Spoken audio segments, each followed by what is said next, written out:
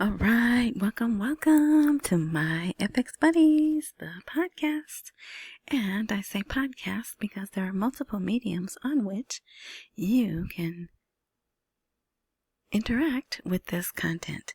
But my favorite one, and the one you're gonna want maybe to see today, is the blog, because I have a video, a very rare animated Sadani giving a speech before the soccer game. I believe it was a soccer game, but anyway, and I got it translated, so that's at the bottom. So for those of you who are familiar with I put things like that at the very bottom of the blog, so you just go to the blog and it's at the bottom. But for those who like to hear the others, there's a really good article out today. So we'll get right to it. But how you get to the blog from wherever you are enjoying this content, look for a prompt of more info, intro, description. If you're on a mobile device with YouTube, I think you have to hit more twice or something. You know, they always have their little tricks. But, so then the link will be there. It will either say link to my FX Buddies, and you tap that, or it will actually be the link, and you click that, another box opens or something. Well, no, you click that and you'll be right here on the blog. And it's a free blog. You don't have to put your email in, and I'm not selling anything. So today is Friday, October 10th. This will upload as October 11th, but this is covering the Rocky news from October 10th. So we'll get right into it. Thank you. Hit the thumbs up if you would, please. I would appreciate it. All right, so I titled this, Iraq's dinar exchange rate steady, inflation low. Don't call it a comeback yet. Okay, so there's no question. This is Mohammed Salih. He is the financial advisor to the prime minister, to multiple prime ministers, okay? Anyway, we won't get into that. But, so remember earlier in the week we started off with the exchange rate, and I was like, in one translation it says exchange rate, in the other one it says banking reform. This, he says exchange rate. So, no question about it. So he says, Mohammed Saleh confirmed on Friday that Iraq has achieved stability in inflation and prices, noting that inflation in the country is under control and unemployment is declining. Now, what is important about that is, for those of you who've been here for a long time, remember Shabibi was in New York, I think, and that guy, I can't remember his name. But anyway, he's part of Frank's team or whatever. He asked him, what is it going to take for you to revalue the money or whatever? And the first thing he said was inflation has to be under control. So some of us get excited when we see, or we like to see, these articles where they say inflation is stable. So he goes on, for the first time in Iraq's modern economic era, high growth is being achieved, characterized by stability in the general price level, as the annual inflation rate is stable within what is known as the natural price range, or the natural fraction of inflation in the country. Okay, they're in their third year with low growth rates in inflation. It's around 3%. It fluctuates, reflecting the success of economic policies, particularly monetary policy, in achieving their goals toward a stable economy. Controlling inflation is the primary goal for maintaining price stability and the purchasing power of the Iraqi dinar. So, I'm believing that if not every day, many days, someone is coming to the people and discussing purchasing power, the dinar stability with the people, especially with the election coming. Now, I bet you, well, we know there's people saying, well, he didn't change the rate. He didn't give you what he promised. But then you have these, and he can back, I mean, the people who say these things can back it up with reports. But do they finagle their numbers like we do?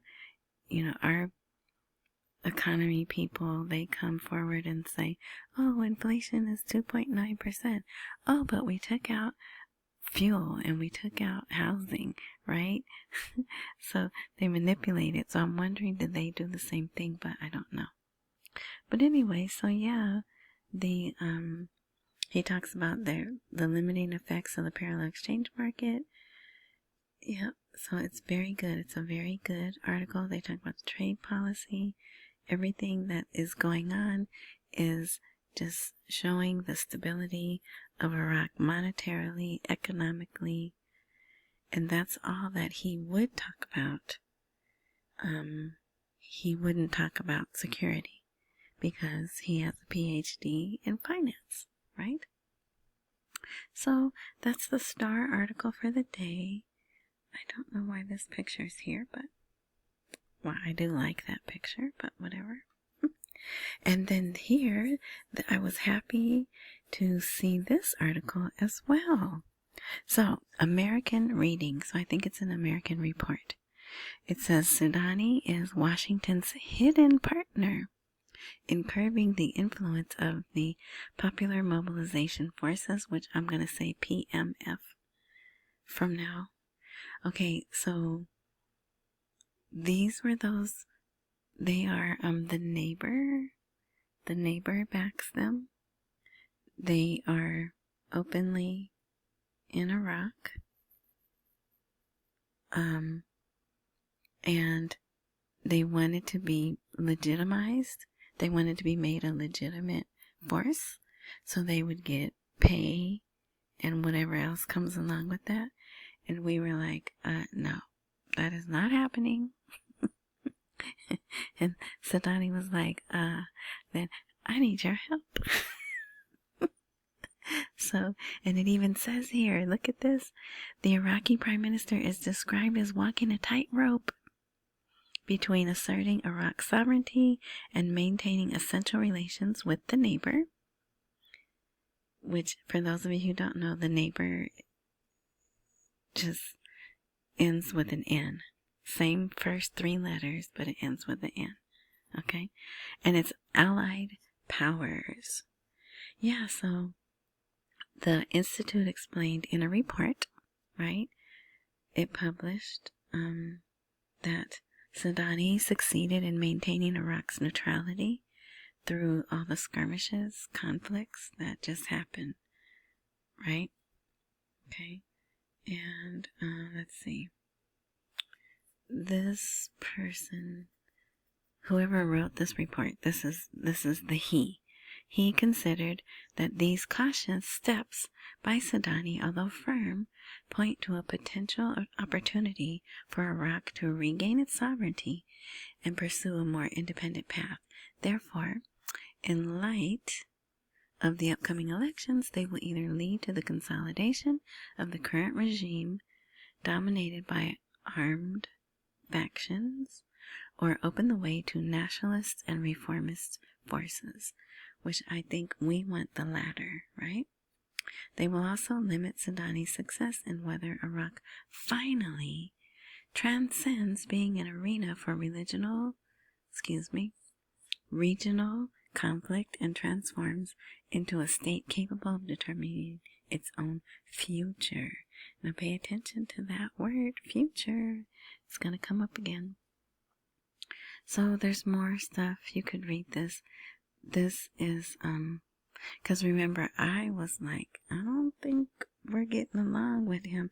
And then when we didn't invite Sudani to the UN General, the UNGA that just happened, I was like, yeah, that solidified it for me, right? But then I see this article, which I bet you this article is written by someone from here, someone that's here in America.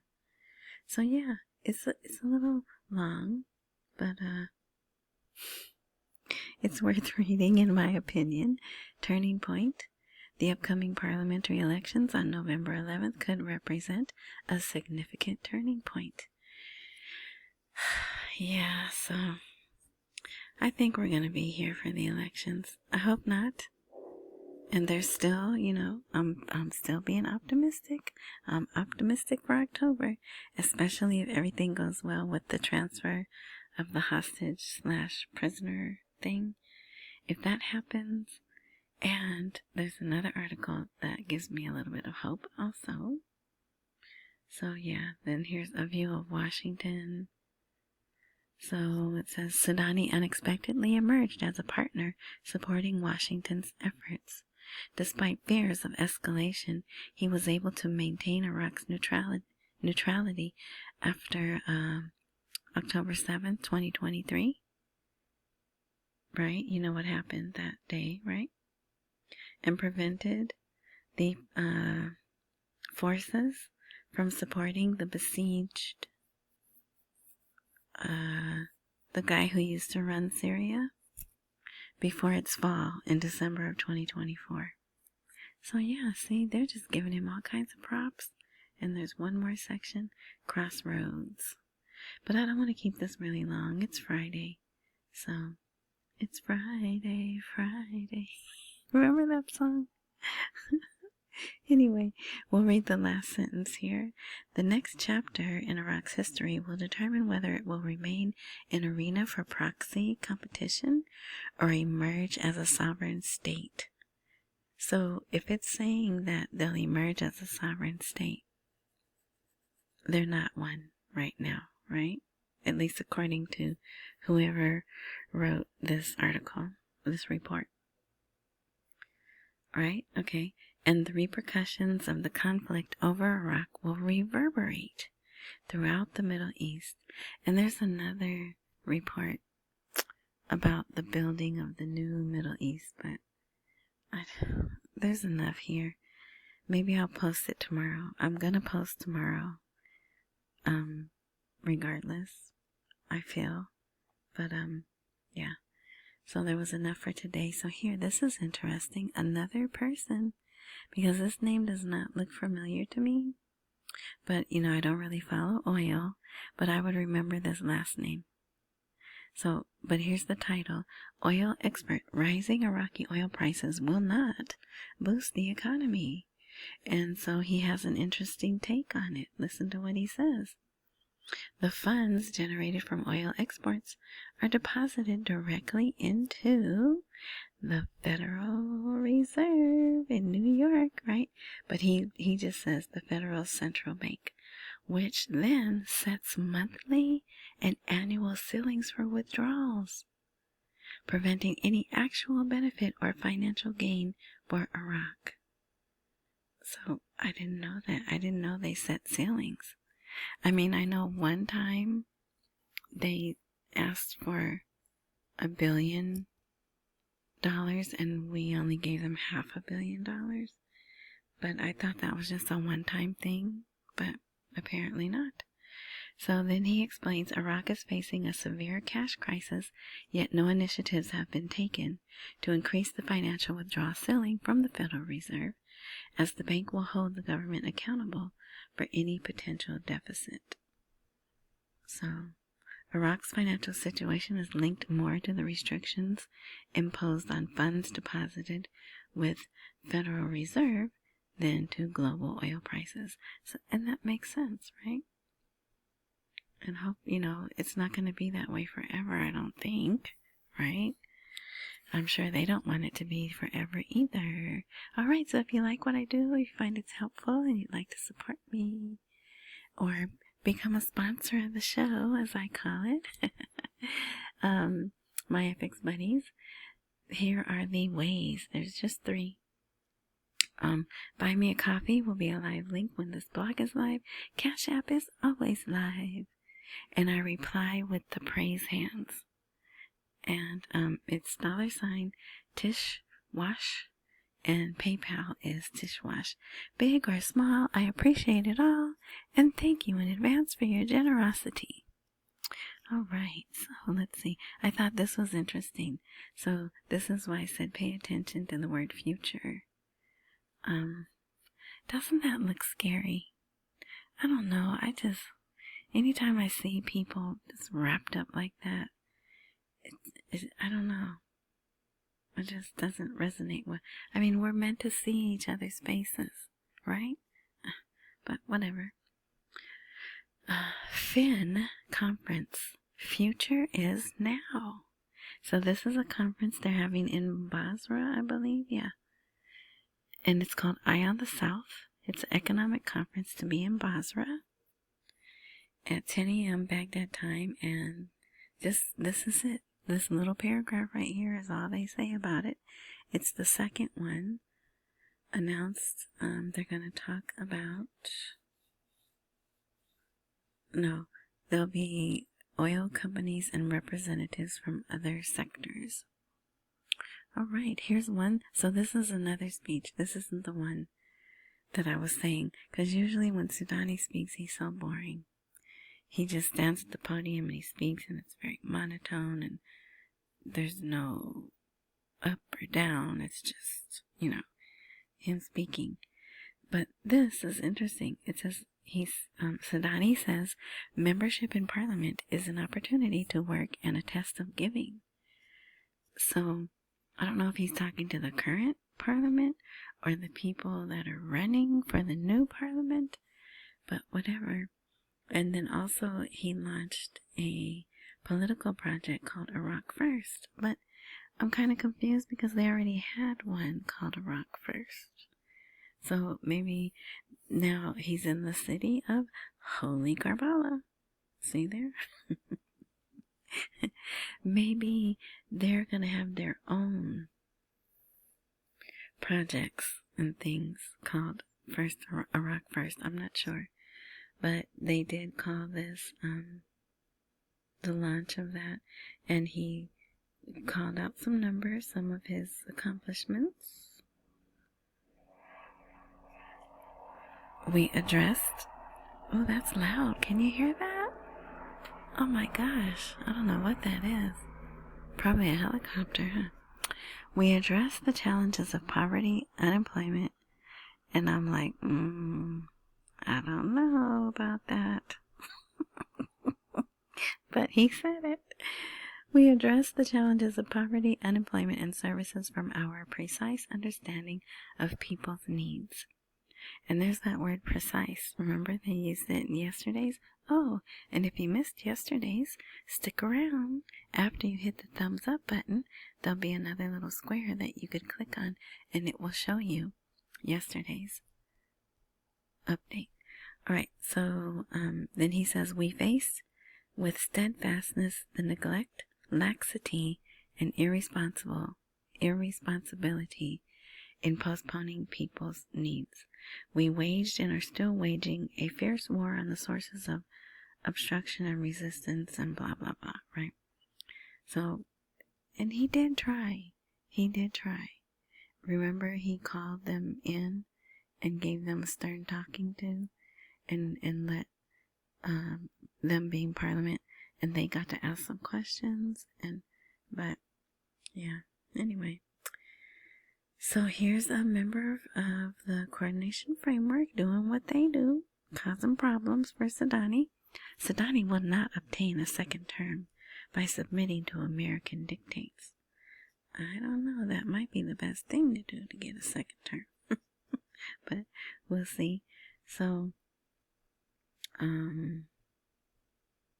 it says Washington is trying to impose in various ways on Iraq in order to advance its agendas. And we probably are. And then here's another. This is the one that I said gives me a little bit of hope. This is a member of parliament, and he came out today and said there is a broad movement aimed at trying to hold another session to get some of the laws passed, some of the important laws, but they don't list which ones.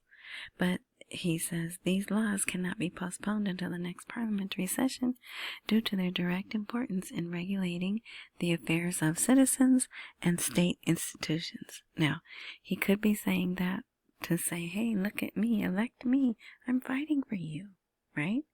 Or he could be sincere. Hard to tell. So here's the last paragraph of this article. The proposed laws have already been read for the first and second time, and all that remains is the voting stage, expecting that the next few weeks, specifically within the next 2 weeks, will witness a decisive session if a final consensus is reached between the political forces. So we'll see. So here, the U.S. president, now this was in Iraq's news, but it's from Qatar. So it was a Qatar article that they put in Iraq's news because they want the people to see it. It was actually breaking news at the time that I posted it, actually. So the U.S. president is gathering world leaders. He plans to hold a summit on the Strip during his visit to Egypt this week, according to 4 sources. So they're anonymous sources, but there's 4 of them, right? So yeah, I just hope this goes well. Oh, I wanted to show you. I think it's here. Let's see, is this? I don't know what country this is from, but, oh, no, that's not that one. Maybe it's this one. Yes, this. So this is a report that I get sometimes. It doesn't come regularly, and I'm not sure. It's probably written by someone out of the West anyway, right? But it says, it's updates on the neighbor. Oh shoot, you're not gonna be able to see it. But it says here, well, Ham, who I don't say them. There's 2 other letters that come after that. They welcome the peace agreement. I'd rather say that than what's there, but express skepticism that Ice Cream Land will adhere to its terms. So, yeah, they're not alone. They are not alone. Alright. So, and this is pretty cool. I wish they had a video. Kurdistan Region Company leads in armored vehicle production. Yeah, so they're going to have a fair to show their work, describing the work as unprecedented and expressing full support for their efforts. So look at that. Now I know Baghdad makes some also, but they didn't look like this. I don't know, one of these bad boys, I move back to LA, I might need one.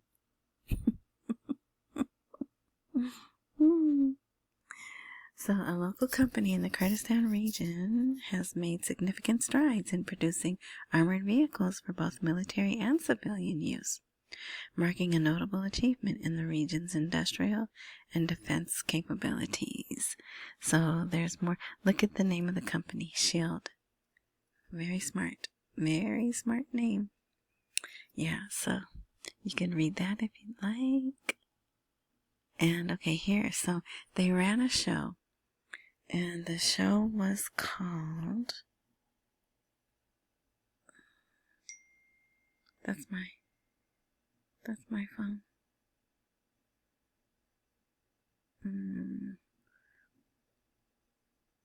That's not the one I want.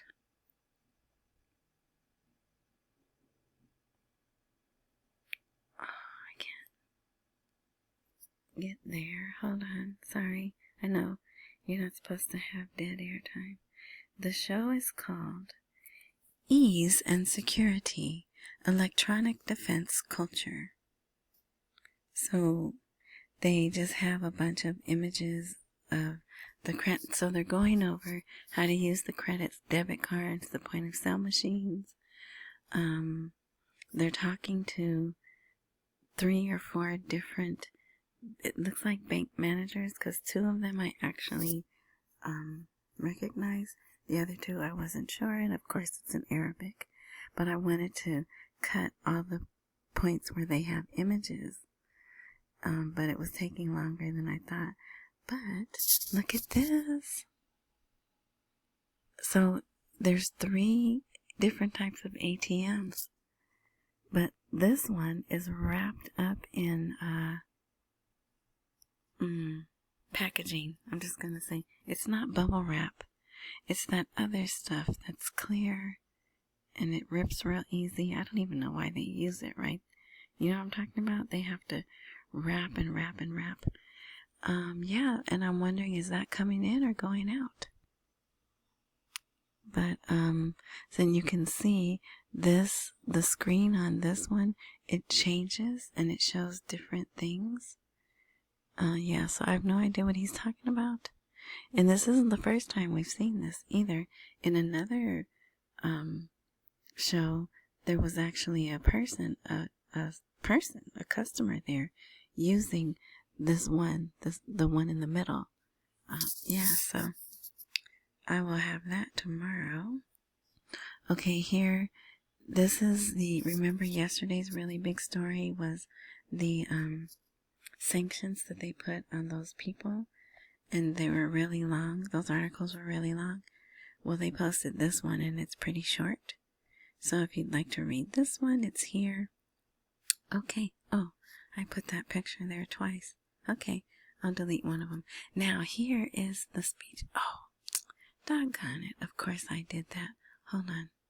All right, so here, and I put the video code instead of the embed code. But, so when this is live, the video will actually be there. And see, it's just 1 minute and 5 seconds. But look at these people back here. Look at these men. They're having a good old time, just laughing and smiling. And look at him. He tried not to. And there's the people. They're cheering and waving their flags. And, yeah, so that is that. So you can see more of that, right? But let me tell you what he is saying. We already got a glimpse of what he's saying at that other place. So he said, when we launched the slogan for Reconstruction, it was not a slogan, construct, or a speech, but rather the foundation of the state's approach, the state of institutions whose foundations we laid, and paved the way for true development for this stage and the next. Our country deserves the best. It deserves services. It deserves education and health and decent housing. Our youth deserve job opportunities. Therefore, the journey begins with the citizen's voice. A voice is a decision for development, a decision for reconstruction. So that's all they showed. I bet it was longer. So it'll be right here. Instead of this picture again, the video will be there. I bet it was longer. But that, yeah, so that was before a soccer game. And you'll see they have, it's probably a drone shot of the top of the arena, stadium, whatever they call it. Yeah. So pretty cool, pretty cool. And you know, he gives good speeches. I don't know who writes.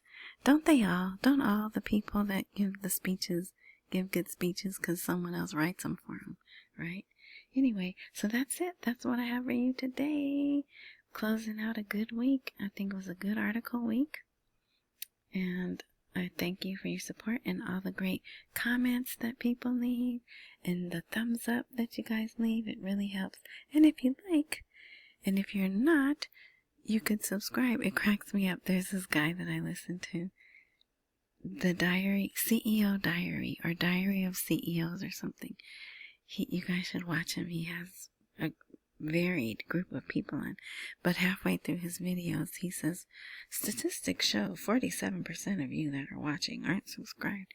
I'm like, yeah, and it's this little ad right here that's going to keep me from subscribing. But, I'm like, if you subscribe, you do. It's appreciated. If you don't, I understand. All right, because we subscribe and then we go to your inbox and you got 30 videos to watch. And who has time, right? Anyway, and I appreciate you giving me your time. So that's why I'm going to say, accumulate while we wait for the rate to appreciate. Don't miss any meals and pay all of your bills. Enjoy the weekend. Yes, for those of you who leave on the weekend. And here in America, we have a long weekend. Columbus Day or whatever you call it. Now, it is a holiday here in Monday. So those people, you'll probably be back on Tuesday. But I'll be here. As long as there's something worthwhile to report, I will report. So, enjoy the rest of your morning, night, noon, whatever time frame you are indulging in this content, and until tomorrow.